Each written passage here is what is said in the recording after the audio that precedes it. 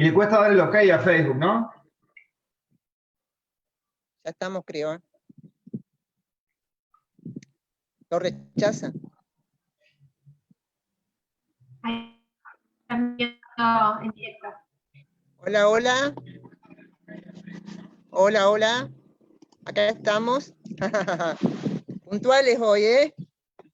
Muy puntuales. En un día magnífico en la provincia de Entre Ríos, República Argentina. Una temperatura muy agradable. Estamos en la caminata cósmica Verónica por dos. Verónica Rafferty, de la comunidad dominica de Irlanda, y Verónica Banchero, libre pensadora. Centro de Meditación Victoria, a 100 metros del río Paraná. La pantalla se mueve porque amamos la naturaleza, la protegemos y la habitamos. Y por eso se mueve la pantalla por la brisa y el viento que tenemos. Y nos acompañan, es una enorme alegría, Sebastián Ingracia, un hombre de Urdinarrain, va a ser él quien va a definir esa hermosa comunidad de la provincia de Entre Ríos, del litoral argentino, mejor que nosotros. Y su señora, Andrea. Muy buenas tardes. Buenas tardes. Hola, Verónica. Buenas tardes, ¿cómo están? Muy Todo bien, muy bien por muy acá. bien. Hermoso día también. Bien. Sebastián Ingracia es documentalista, un realizador audiovisual. Es un hombre que yo diría que es un educador y es un hombre que expande la conciencia, nos enseña a través de la acción y no del discurso a habitar la naturaleza. Y esa es la esencia y esa es la clave de poder convivir con ella. Me enseñó ayer que el paisano, que es tan propio de nuestro pueblo y también de otros países, significa exactamente eso. Y al enseñarme que uno habita la naturaleza como la habitamos con Verónica en la caminata cósmica, empezamos a cuidar las condiciones y los contextos en donde estamos viviendo. Si abandonáramos este hábitat, probablemente sería hoy en día un tarro de basura donde se arrojan residuos tóxicos. Bien, Sebastián es un hombre que ama la imagen, es un productor, diría yo, de imagen, un creativo de la imagen. Y proviene de un papá que también desarrolla la imagen a través de lo que es la óptica. Y viene de un abuelo de Europa que también amó y ama la imagen, dado que puso el primer cine, tengo entendido, en Urdinarrain. Son intrínsecamente toda su familia amigos de proyectar la esencia quizás más trascendental que tenemos, que es mi naturaleza, tu naturaleza, nuestra naturaleza, a través de la imagen. Y es esencial en el contexto del proceso que estamos viviendo. Tu naturaleza, soy río, responde a eso, porque la naturaleza no es algo ajeno a nosotros, tenemos los mismos componentes en nuestro cuerpo que la naturaleza. Verónica Rafferty, que es licenciada en física, nos lo va a decir. I'll just say hello, first of all, to anyone who's listening in English. We're with a man who makes documentaries and especially has done it about the river Uruguay. He lives not very far from Victoria. It's called Urdinarrain. So we'll have him today and also some of his process. Bueno, me he preguntado y me he pedido nombrar, estuvimos conversando de esto, que hay por lo menos 6 elementos en nuestro cuerpo que compartimos con el resto del universo: el carbono, el hidrógeno, el oxígeno, el potasio, y así que no somos tan diferentes, estamos completamente conectados en todo momento, y esto que somos uno con y salimos de un solo lugar, todo lo que existe, bueno, esto es nuestra conexión e interdependencia con el resto del universo. Bien, y nos conmueve enormemente a nosotros que vivimos sobre la costa del río Paraná, esa bandera que levanta con tanta emoción Sebastián, se define en Soy Río, nos conmueve enormemente y adherimos a ella, y es más, nos comprometimos en este instante a reivindicar ese mensaje a la humanidad. Sebastián, contanos, ¿por qué sos Río? Bueno, primero que nada, gracias por la introducción, por esas tan lindas palabras. Y bueno, Soy Río surge un poco el significado, ¿no? Que bien podría ser Soy Naturaleza también. Y es muy loco lo que sucedió con nosotros y el río, porque si bien Urdinarrain, que es un pueblo de 10.000 habitantes, hermoso, con mucho vínculo con el campo y con los lugareños y con los paisanos, como vos decías, Verónica, a mí me encanta llamarlos así y ver que Urdinarrain todavía tiene esa característica de estar por ahí atravesado y encontrarse con los paisanos, con esas personas que habitan estos territorios, a pesar de que cada vez hay menos, pero me gusta ese encuentro. Y desde ahí, desde ese lugar, quizás nosotros tenemos el río un poco a una distancia de 20 kilómetros, no lo tenemos como ustedes, que son ahí parte del río. Nosotros nos fuimos involucrando con el río a través de nuestros padres. O sea, fueron nuestros padres quienes nos llevaron al río, quienes iniciaron ese contacto y esa sensibilidad que nosotros fuimos desarrollando por el río. Y así surge un poco este cariño hacia el río y el cuidado y la defensa, si se quiere, al transcurrir de los años, ¿no? Entonces, Soy Río es una definición que abarca mucho también, ¿no? Soy Río es un camino de agua que nos atraviesa como sociedad, como seres humanos, y es algo muy que nos profundiza y nos invita a reflexionar de nuestro paso por la vida, ¿no? Porque el río que nos atraviesa todo el tiempo nos está cambiando, nos está modificando, y nosotros a su vez, con nuestras acciones, de alguna manera también estamos modificando el curso de nuestros ríos. Entonces, el hecho de esto de decir Soy Río, lo sentimos nosotros porque somos un grupo de gente que trabajamos para ello, lo sentimos justamente en ese sentido.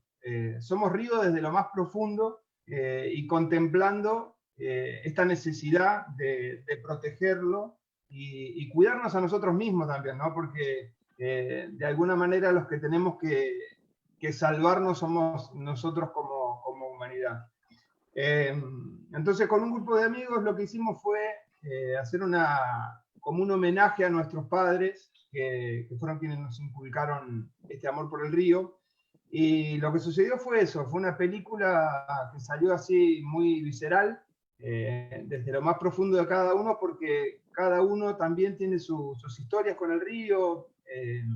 Seguramente muchos de los que vieron la película se sintieron identificados también con alguno de ellos, como entrerrianos, y también cuando la vio gente que no tenía ese vínculo con el río, como en Buenos Aires, cuando llevamos la película a Buenos Aires, que también conmovió a pesar de estar en otras latitudes, ¿no?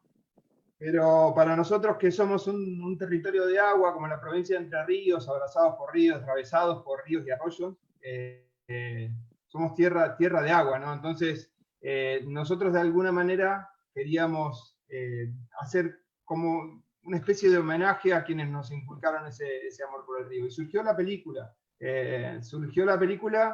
Y surgió también después de la película muchas cosas que nos fueron como alentando a seguir trabajando en ese sentido. O sea, si bien el audiovisual hacía un recorrido por toda la provincia, después ese recorrido se vio reflejado en nosotros, en esos territorios. O sea, nosotros fuimos a trabajar con las escuelas de los distintos lugares donde nosotros habíamos tenido esas experiencias.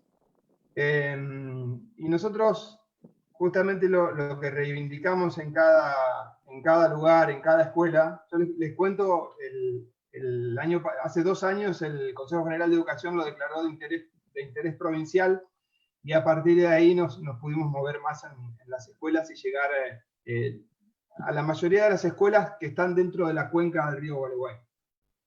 Nosotros creemos que justamente el río Gualeguay es la única cuenca que es netamente entrerriana. Las demás cuencas son, bueno, la de Feliciano también, pero es la cuenca más grande que tiene la provincia de Entre Ríos y es bien nuestra. Entonces, nosotros en ese sentido lo que hacíamos era decir, bueno, tenemos que volver a apropiarnos en el buen sentido, ¿no? De empezar a trabajar con lo que fue de alguna manera nuestra cultura y nuestra identidad, y tenemos que recuperar eso. Entonces, desde los chicos, a nosotros nos sorprendió mucho que había chicos, por ejemplo, que estaban a la vera del río, digamos, pueblos a la vera del río, y que estaban como dándole la espalda a ese río. Y nos sucedió en ciudades importantes, ¿no? Entonces, la idea un poco es generar ese vínculo nuevamente. Y así creo que sucedió de alguna manera porque los chicos fueron como volviendo esa mirada al río, ¿no? Y nosotros lo que intentamos hacer con Soy Río en las escuelas es justamente eso, empezar a mostrarles a los chicos por ahí un río que, si se quiere, desconocían de alguna manera.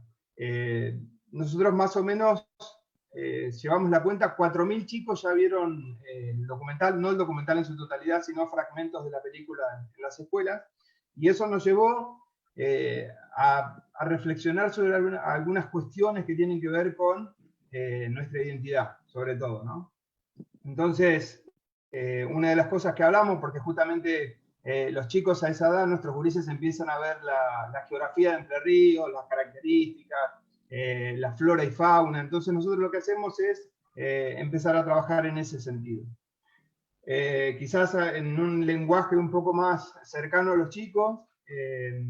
Nosotros, ninguno somos educadores, por cierto, pero bueno, educamos desde otro lugar, desde la imagen, si se quiere, y desde el conocimiento empírico, digamos, que fuimos aprendiendo durante nuestros años y el contacto con la naturaleza. Pero lo que hacemos en la escuela justamente es contarles un poco qué significa el bosque nativo, qué significan las especies, cómo ese bosque, y está absolutamente todo relacionado, y de alguna manera es como nuestra vida también, ¿no? Y cuál es el sentido y cuál es el significado de esa relación que existe en el monte. En el monte en cuanto a biodiversidad, ¿no? A sistema complejo, diverso, que se puede justamente perpetrar en el tiempo, que tiene continuidad, que a partir de justamente de esa diversidad que tiene el monte, justamente hace que se perpetúe y que tenga vida y que vuelva a nacer y que se vuelva a regenerar, ¿no? Y bueno, en ese contexto, Sebastián, si me permitís, sí, poner en valor el bosque o el monte nativo implica todo un cambio de visión y también de estilo de vida. Porque si lo ponemos en valor, nosotros podemos habitar nuestra fauna y nuestra flora. Y si no lo ponemos en valor, empezamos a poner cemento, que bueno, no digo que no sea necesario, ¿no? Pero dejamos ya de vivir en nuestra esencia original, que es la naturaleza original suministrada por la tierra, y perdemos las condiciones, entre comillas, naturales y sanas para vivir, ¿o no? Sí, totalmente. O sea, el dicho de somos naturaleza es justamente eso, porque, digamos, nosotros, esta sociedad nos ha llevado, nos ha conducido a un modelo, para mi gusto, demasiado antropocéntrico, y de alguna manera nos hemos olvidado de la naturaleza, y nos creemos el centro del mundo, cuando en realidad somos una partecita muy ínfima, que sin proponérselo quizás, o sin proponérnoslo, empezamos a modificar un montón de aspectos de la vida que no tienen nada que ver con la naturaleza. Entonces, ese vínculo que nosotros fuimos perdiendo, de alguna manera lo tenemos que recuperar para rescatarnos como sociedad dentro de la naturaleza. Nosotros, en Soy Río, hay un amigo, Kika, que dice que hace ese relato justamente de volver a la naturaleza, que si no volvemos nosotros, nuestros hijos definitivamente van a volver a la naturaleza, porque somos humanidad, y humanidad viene de humus, de la tierra, o sea, venimos de la tierra. Y justamente hoy, ¿no? En el Día de la Tierra, y en el que se festeja justamente este camino de reconstrucción de la relación con la tierra, más que nada, ¿no? De empezar a trabajar cómo nos estamos vinculando con la tierra. Y en ese sentido también con la identidad, Verónica, porque nosotros con los chicos lo que hacemos es la importancia del bosque nativo como aquello que es nuestro, ¿no? Que nos es propio y que nos determina como culturalmente y como habitantes de esos territorios. El bosque nativo, que es un bosque, el bosque entrerriano, que es un bosque chaparrado de espinillos, ñandubay, algarrobo por ahí, los más altos, los más grandotes, pero es un bosque chiquitito. Y yo les digo a los chicos, cuando visitamos los senderos por ahí del monte, en el sendero uno tiene que caminar agachado, ¿no? Porque la estructura del bosque es un bosque bajito. Entonces les explico por qué las características de los pueblos originarios. Que los charrúas o los chanás eran más petizos que nosotros, no éramos como la raza aria o los europeos, que son más altos, más erguidos. Nosotros éramos más bajitos, más robustos, porque justamente teníamos que correr en el monte, tenían que cazar en el monte, y éramos con esa estructura. Entonces, en ese sentido, como nosotros tenemos que recuperar algunas cuestiones ancestrales para volver a entender el significado de esa naturaleza. Yo siempre digo, nosotros les hago un relato a ellos de cómo nosotros empezamos a introducir especies que no son nuestras, las especies exóticas, y de alguna manera introducir eso fue modificando todo nuestro entorno y lo fue cambiando. Y el ejemplo que le doy a los chicos es el ejemplo de por qué nosotros empezamos a modificar, de cómo empezamos a modificar ese ecosistema cuando introdujimos especies que no eran nuestras, como el eucalipto. Entonces, yo les digo a los chicos, ¿por qué el loro es una plaga cuando el loro es nuestro, bien nuestro?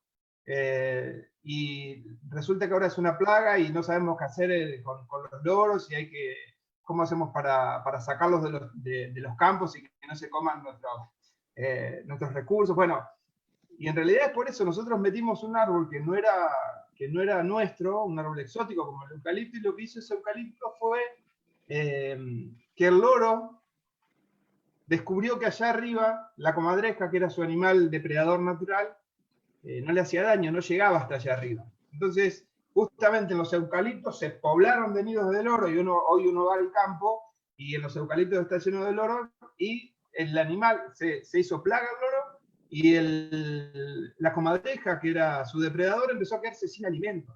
Entonces, ya con la introducción de una especie exótica, ya empezamos a provocar esos desarreglos en la naturaleza que de algún modo nos van a ir impactando en toda la escena de esos bosques.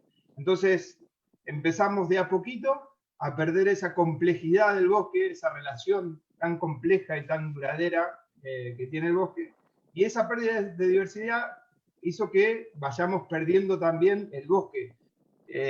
Además, obviamente después lo fuimos perdiendo por otras cuestiones de deforestación y del paso de la frontera agrícola en nuestro territorio, pero bueno, eso ya es otra de las cosas que después podemos también ahondar un poquito. Y cuando hablamos con los chicos de nuestra identidad y de estas cuestiones que nosotros creemos que son tan importantes, que el chico vaya conociendo su naturaleza, ¿no? Y empezar a desarrollar ese vínculo por lo nuestro para no perder esa identidad, porque de alguna manera lo que estamos haciendo también es ir perdiendo ese contacto con nuestra cultura, ¿no? Y con nuestros antepasados, que es tan importante. Hay una historia de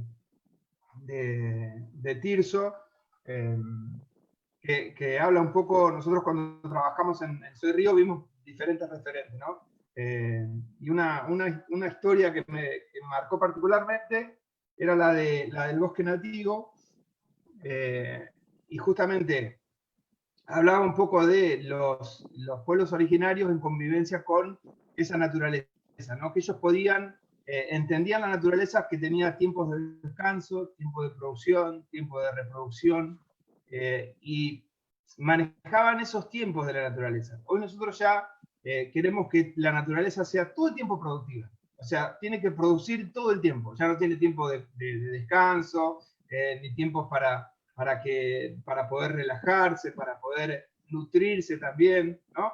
Porque también lo que le da nutrientes al suelo lleva un tiempo, y nosotros no tenemos esos tiempos. Si nosotros terminamos de levantar una cosecha, enseguida tenemos que fertilizar porque hay que, esa tierra tiene que producir. Y entonces quizás esas cuestiones las tenemos que empezar a trabajar. A ver, nuestros pueblos originarios que trabajaban con esas cosas tenían algo que enseñarnos, ¿no? Entonces, Tirso Fiorotto, que es un periodista de Paraná, habla de esas cuestiones, ¿no? De cómo el habitante de estas tierras, de alguna manera, hablaba con el monte. Él dice que se metía en el monte y hablaba con el monte y escuchaba al monte las cosas que tenía para decirle. Cuando llega el conquistador a estas tierras, el conquistador, una vez que ya conquistó todos los territorios y nos quedamos sin nuestros pueblos originarios, de alguna manera el monte le siguió hablando, pero el conquistador ya no podía escucharlo porque ya no tenía oído para él. Entonces el monte dejó de hablarnos y hoy perdimos ese contacto. O sea, es una hermosa metáfora que hace Tirso de cómo fuimos perdiendo ese vínculo con la naturaleza. Y entonces, tanto es así que nosotros en Entre Ríos, que tenemos el coronillo, que es un árbol donde crece, hay una paradoja tremenda ahí, porque el coronillo es un árbol nuestro donde crece la mariposa argentina. No sé si la conocen, es una mariposa muy hermosa, blanca, grandota, que tiene unas franjitas celestes. Y entonces, lo que decía el relato es que de alguna manera nosotros fuimos perdiendo el coronillo en nuestro monte y fuimos perdiendo la bandera argentina.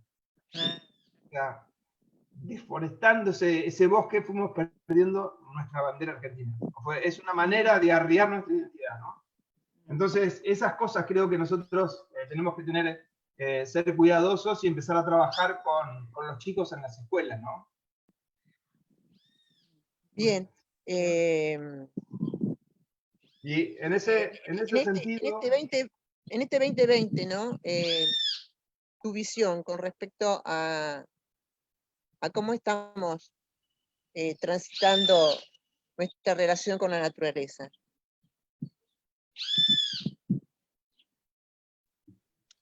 Bueno, nos toca un año difícil para todos, ¿no?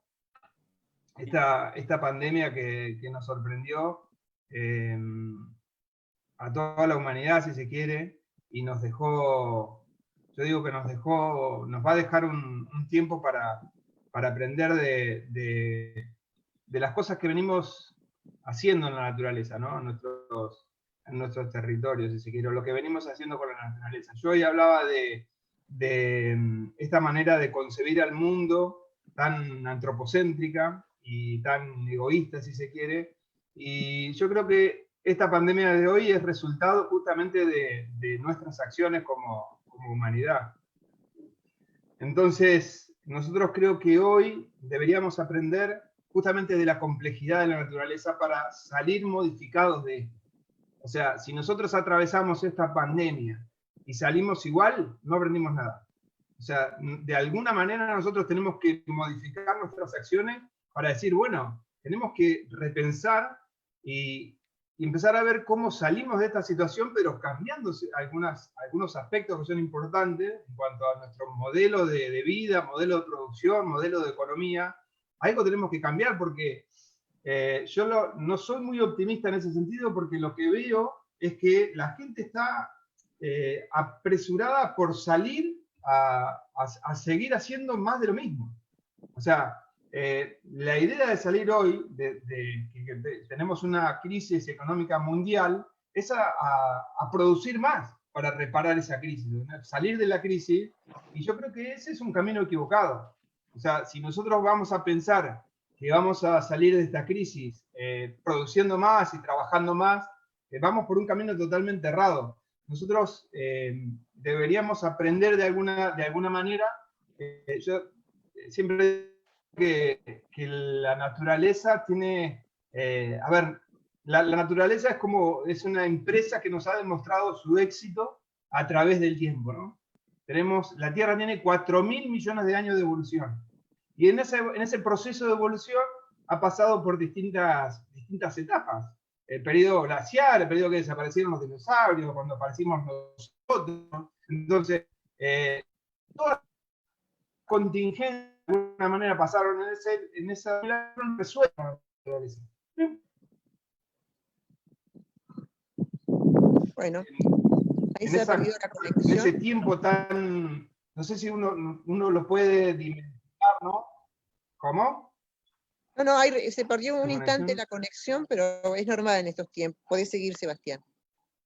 No, entonces yo decía que debemos de aprender cómo la naturaleza se mantuvo en estos 4.000 millones de años y que es a partir de la reproducción de lo vivo, ¿no? La naturaleza funciona en ciclos y nuestro sistema, de alguna manera, es lineal hoy, porque estamos agotando nuestros recursos y ninguna especie puede sobrevivir si nosotros si no empezamos a pensar que tenemos que actuar sobre los territorios como lo hace la naturaleza, estamos absolutamente perdidos. Y lo peor es que este modelo de consumo, modelo extractivista, modelo que nos lleva cada vez más hacia una individualidad en lugar de una complementariedad, si nosotros seguimos potenciando eso, va a llegar a un momento en que todo este proceso de cambio climático, de aparición de enfermedades, nos va a poner en una situación, en una problemática, en un problema ético y moral, que nosotros no podemos justificar la continuidad de la especie si no sobrevivimos todos. O sea, es un problema. Entonces, si sobrevivimos tenemos que ser todos como especie, no los que más tienen y los que pudieron de alguna manera adaptarse, ¿no? Entonces, yo creo que de alguna manera lo que está sucediendo hoy con esta pandemia que nos tiene a todos preocupadísimos, debería al menos enseñarnos justamente eso, que tenemos que empezar a trabajar desde otro lugar como humanidad. Y cuando digo ser complementarios es empezar a pensar en el otro y empezar a trabajar en sociedad, en comunión, en comunidad y no en individualismo. A ver, yo digo que el modelo actual de producción, que yo mencionaba el tema del extractivismo y que nos ha dejado nuestros territorios diezmados porque hemos perdido fertilidad, hemos perdido el bosque nativo, hemos contaminado nuestros ríos, el aire, nuestros suelos para que sean fértiles tenemos que meterle cada vez más drogas. Entonces, y nos meten ese dilema porque es un sistema productivo que no produce alimentos, ¿no? Sino que genera commodities y dinero. Entonces, un modelo que genera, que lo pensamos para generar dinero, y es un sistema que al menos, déjenme pensar que no está bien. Entonces, en ese modelo que se empieza a trabajar, algunas cuestiones deberemos cambiar. Deberemos cambiar la forma de producir, la forma de relacionarnos con la tierra, porque es un modelo que se agota. Esto que marcaste como exceso de producción dentro de un modelo, con respecto a la explotación de la naturaleza, no es la convivencia, es la explotación, sucede con nuestras propias vidas. Sucede en mí, sucede en mi vecino, sucede en Mabel, que está con nosotros acá, en Rosita, que nos debe estar escuchando. Sí. Un autor coreano, Hans, ha revolucionado un poco, y está revolucionando un poco la conciencia a nivel mundial, con un libro que se llama La sociedad del cansancio. Y hagamos una autoevaluación si no todos nosotros nos sentimos cansados. Cuando llega la tardecita, cuando regresamos a nuestra casa, o cuando, bueno, trabajamos con el teletrabajo ahora y termina la jornada. Estamos todos cansados. Se han hecho mediciones en chicos jóvenes de 20 a 30 años, y la mayoría de ellos también tienen estrés y ansiedad. ¿Por qué? Porque estamos en un modelo que nos exige producir, todo el tiempo producir, producir, producir. Y sos una persona exitosa si estás muy ocupada. Hoy en día estoy muy ocupada, entonces parece que sos una persona muy efectiva y muy exitosa. Lo mismo nos sucede a nosotros.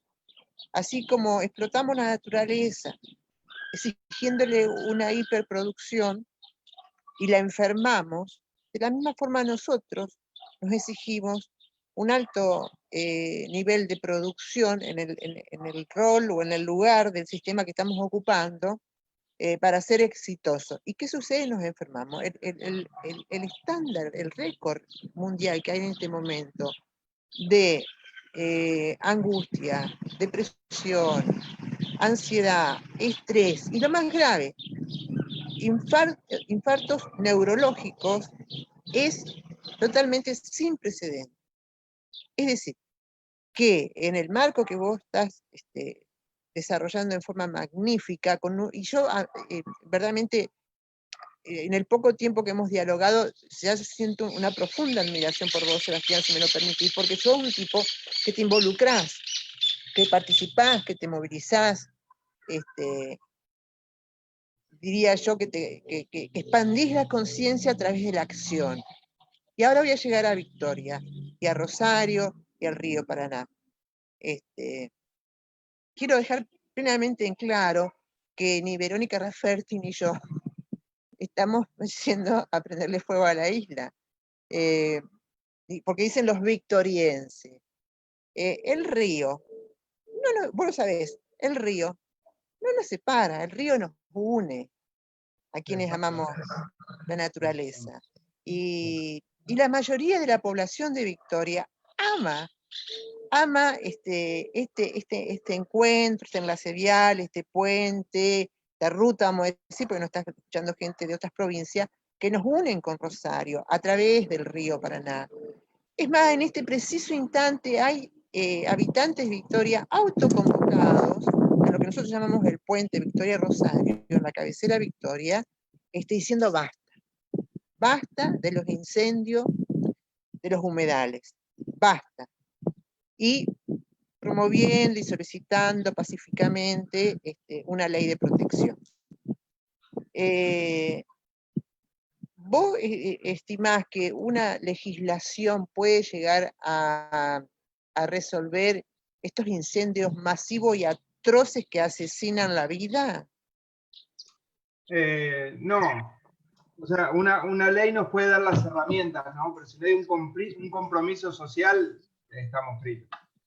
Nosotros tenemos que de alguna manera comprometernos con la defensa de la naturaleza, porque por más leyes que haya después, si no hay presupuesto, estamos en la misma. O sea, lo mismo pasa con la ley de protección de bosque nativo. Entre Ríos hacía 10 años que la tenía y se seguían deforestando territorios enteros, miles y miles de hectáreas, con una ley de protección de bosque nativo que ya tenía un montón de años y no estaba reglamentada. O sea, teníamos una ley, pero no estaba reglamentada y no tenía presupuesto para ejecutarse. Entonces, tener una ley no nos dice que se van a proteger los territorios, si no empezamos a intervenir nosotros, ¿no? Si no nos empezamos a comprometer nosotros.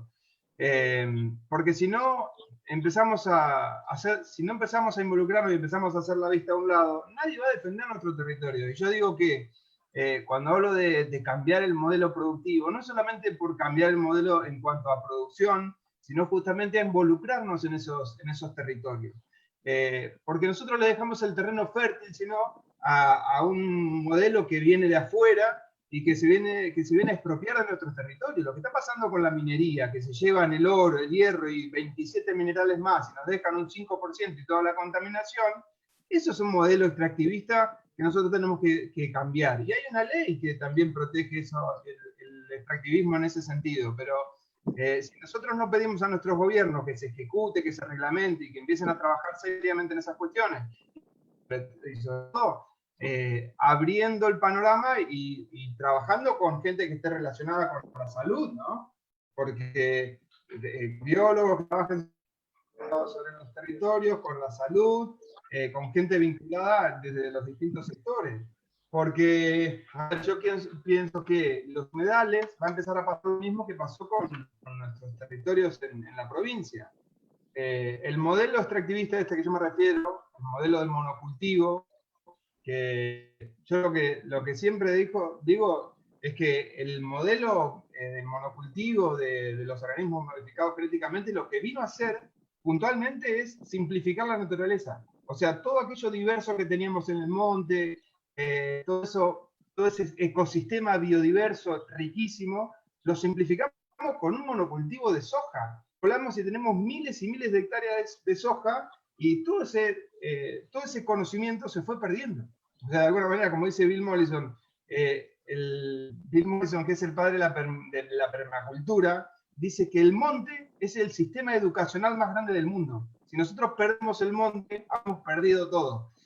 Y de alguna manera nos está diciendo que nosotros tenemos que defender esos territorios. Cuando este modelo productivo empezó a deforestar, y nosotros nos empezamos a quedar sin monte, y el hombre empezó a no habitar esos territorios, ¿qué pasó? La sociedad se fue hacinando en los grandes centros urbanos. Nosotros perdimos esos territorios, y lo principal que perdimos es gente que los defienda, gente que empieza a trabajar esos terrenos y diga, ¿qué está pasando en esta naturaleza? ¿Con qué se está produciendo? ¿Con qué se está fertilizando? ¿Con qué elementos se están trabajando? Y empezar a defender los ríos, porque si la frontera llega a orillas del río, obviamente los ríos se van a contaminar, nuestra agua se va a contaminar, el aire, y todo eso es perjudicial. Y hoy con los humedales, yo lo que siento es que estamos perdiendo esos territorios, porque le estamos dando paso otra vez a la ganadería. Y si nosotros dejamos que la habiten la ganadería, que el uso de los humedales de alguna manera puede ser factible y puede ser de una manera sustentable, pero no así. O sea, porque nosotros estamos perdiendo otra vez, en vez de perder el monte, ahora vamos a perder los humedales. Ya perdimos el monte, ahora vamos a perder los humedales, que ya es gravísimo, porque los humedales son una esponja que generan toda una contención de todo lo que sucede en el río, y la contaminación de los ríos, y eso va a llegar a las grandes ciudades, y va a llegar a Buenos Aires, y en Buenos Aires se van a preocupar, porque cuando haya, cuando los humedales empiecen a habitarse de ganadería, eso es una bomba de tiempo. Porque por el nitrato, por el sulfuro, por todo eso que puede absorber la tierra, y se van a contaminar las aguas, y es muy peligroso, y nosotros necesitamos de esos humedales porque son esenciales para la vida.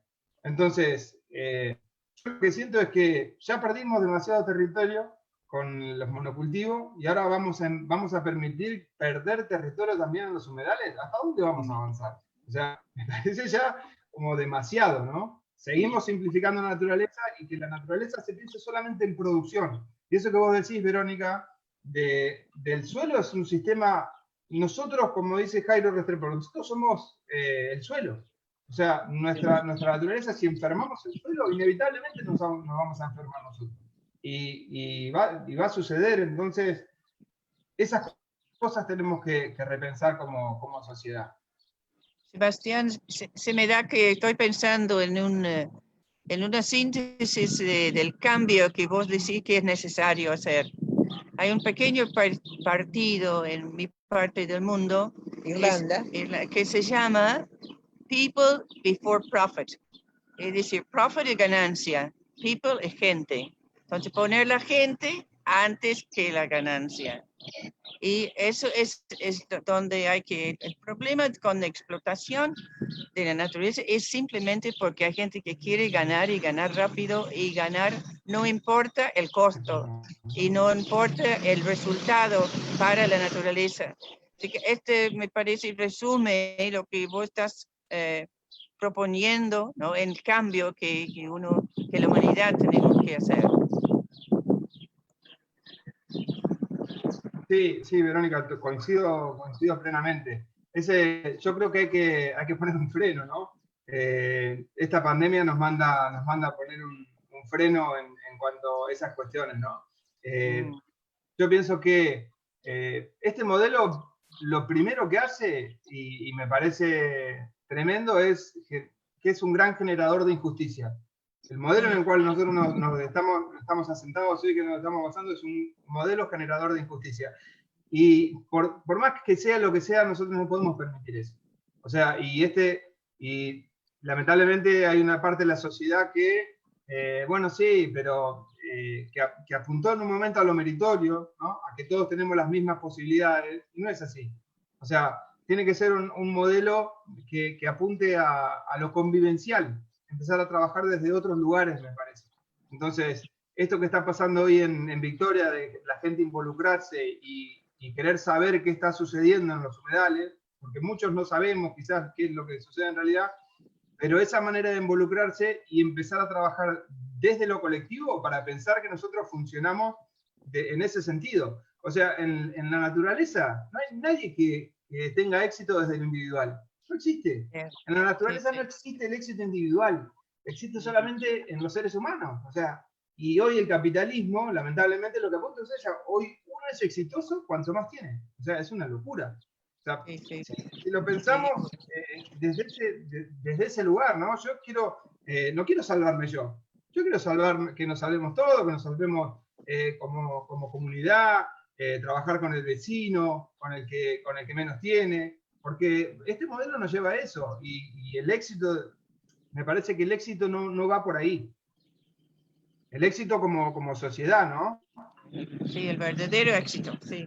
Sí, de todas formas yo creo que estamos compartiendo una visión macro, global, porque no tiene marketing, pero hay muchas comunidades en todo el planeta, que probablemente yo ignore el 90%, pero por ejemplo hizo referencia recién Verónica a Irlanda, a una comunidad de Irlanda, pero soy habitué de la provincia de Córdoba y acá participa gente de Córdoba en la caminata cósmica, online, ¿no? Por supuesto por ahora, y la reivindicación y el trabajo y la acción del monte nativo es magnífica, para mí es excelente y es un ejemplo, y yo lo aprendí ahí. Por eso la educación es clave. Sí. La educación, no estoy hablando del sistema educativo, estoy hablando de la transmisión de los conocimientos para expandir la conciencia, para darnos cuenta. ¿Qué me beneficia y qué me perjudica? ¿Quién me beneficia y quién me perjudica? Es clave. La pregunta por dónde empezamos no te la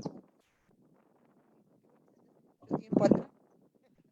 O empezaste por el principio, empezaste por las nuevas generaciones, a transmitir lo que vos dijiste, tu vivencia, los hechos concretos. Los libros son esenciales, y las instituciones académicas también te habla una hija de padre y madre docente. Pero el amor nace en nuestro hogar. Nace en nuestro hogar. Comenzamos por las nuevas generaciones, y yo sí tengo confianza, sí tengo fe. Vos nombraste, dijiste la cantidad de millones que tiene nuestro hogar, el planeta Tierra, y son procesos que llevan mucho tiempo, pero quizá no tenga la difusión suficiente, acá la hacemos por supuesto, y la compartimos a la conciencia desde la difusión justamente para expandirla y para brindar recursos y opciones a este paradigma que vos lo definís como capitalismo. Yo diría como un capitalismo decadente, pero de todas formas es lo que gobierna. Sí. Verónica. Sí. Sí, en inglés estamos, we're coming to the end of our transmission now, and Sebastian has given us a very stirring, urgent message, which is to change our mentality towards nature and stop exploiting it, and which is in itself doing harm to ourselves. And the outcome of all this exploitation really is harm for human beings. He also thinks that the economic system needs to be looked at, of course, and that it only creates great injustice and great disparity in those who have and those who have not. You know? So thank you for listening, any of you who were tuning in, and gracias, Sebastián, por tu gran aporte, por la inspiración que nos das, y que ojalá mucha gente joven te sigan, y que también también se sienten tocados por tu mensaje de hoy. Muchas gracias. Sebastián, acá tenemos varias preguntas, pero vamos a formularte una, que viene de Capital Federal, de un irlandés que vive en Capital Federal, Martín, y dice 2 preguntas. No sé si te va a alcanzar la transmisión de 2 horas para responder. ¿Por qué los políticos son políticos? 1, 2. ¿Tienen preocupación verdadera por el bien de la gente y de la naturaleza? Gracias, María. Repetime la primera pregunta, Verónica, porque se cortó. ¿Por qué se hacen los políticos son políticos? Y si tienen preocupación verdadera por la gente y la naturaleza.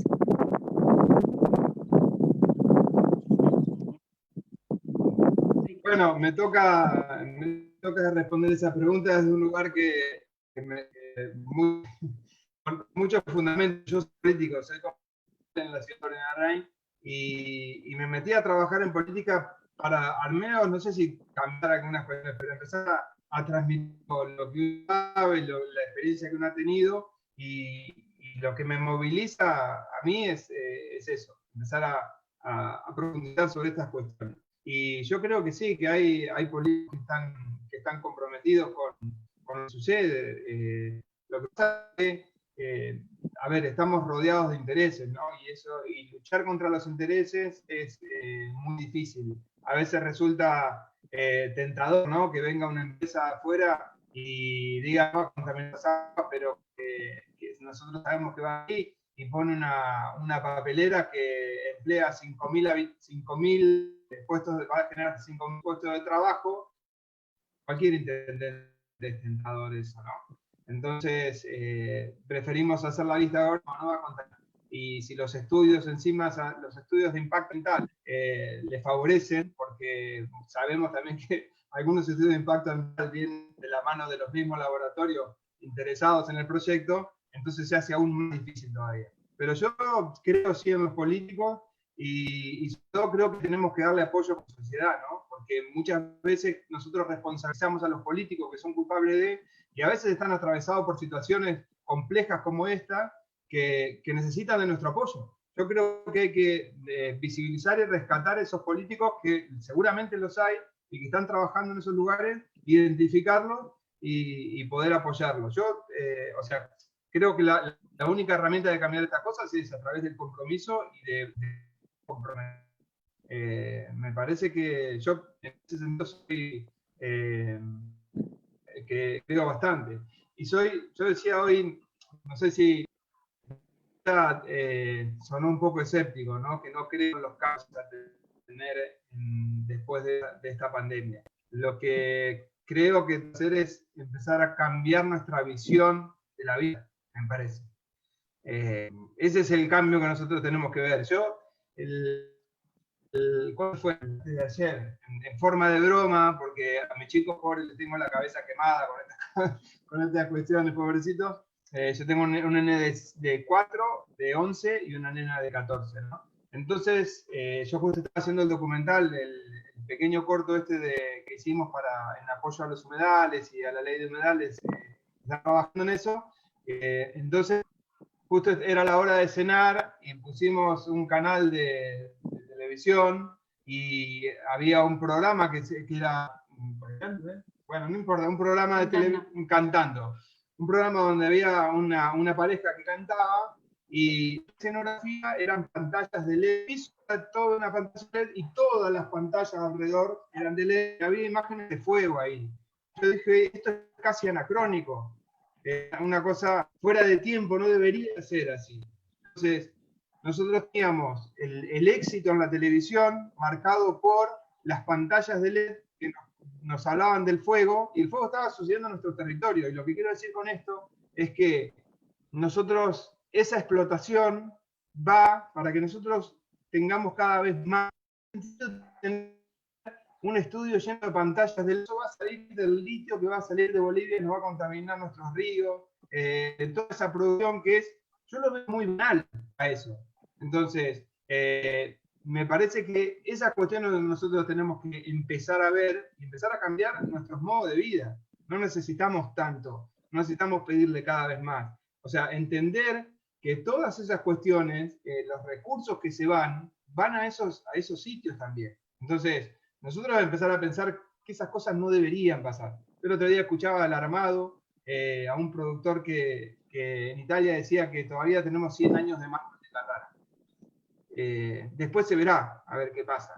Eso es una locura. O sea, vamos a seguir expandiéndonos hasta dónde, en este modelo extractivista, ¿no? Entonces, empezar a ver esas cuestiones, ¿no? De cómo nosotros, y tiene que ver con eso, Verónica, de educar desde nuestros hogares, ¿no? Que no hace falta tanto tampoco. Bueno, creo que también sabés que el cauce del río Paraná está en una situación totalmente extrema, prácticamente sin agua, ha dejado desabastecido de peces a muchas costas, a muchas poblaciones. En Victoria se ve mermada, o no, prácticamente nula la actividad de la fuente de trabajo de muchas familias que son pescadores. Pero bueno, además de otras consecuencias que son por todos conocidos. Vos que has navegado el río, que provenís de una familia que navegaba el río, y que haces un culto del amor al agua, si ese cauce se pudiera materializar y ser una persona que está frente a vos, y te dice, Sebastián, yo soy el río, ¿qué le contestarías? Y no sé si primero no le pediría disculpas por todo lo que le hemos hecho, y después que me deje seguir participando, de seguir habitando sus orillas, que no nos deje sin la brisa del río, sin ese reflejo en las tardes, sin esas barrancas. Yo el otro día le contaba a Verónica que nosotros el río es como un gran sinónimo de vida, ¿no? Y nosotros tenemos que aprender de esa trayectoria que hace el río. En uno del documental, el tercer día, que nosotros no teníamos señal, no teníamos manera de comunicarnos, que nosotros veníamos navegando y el río Gualeguay cambia mucho, ¿no? Primero es un río bajito, chiquito, así como no tiene arenas casi, muchos pajonales, donde se empieza a formar el río, y después van creciendo las barrancas, esas barrancas de barro, empiezan a ver sauces y las barrancas se hacen un poco más altas hasta que llegan barrancas de arcilla a la zona de Gualeguay, donde son barrancas muy marcadas, ¿no? Y en el río, en esa curva que tiene, porque va zigzagueando, y va formando los territorios de alguna manera, ¿no? Caprichoso como es el río. Y entonces, en una de esas curvas, había un bosque de algarrobo, difícil de ver un bosque de algarrobo florecido, porque no lo tenía que entrar justo. Y nosotros justo en esa barranca, a mí me había pasado, me sentí un poco triste porque la barranca el río estaba comiendo esa barranca y los algarrobos se iban a caer todos. Una fila de 5 algarrobos. Y me sentí un poco triste por lo que iba a pasar, y después entendí que en realidad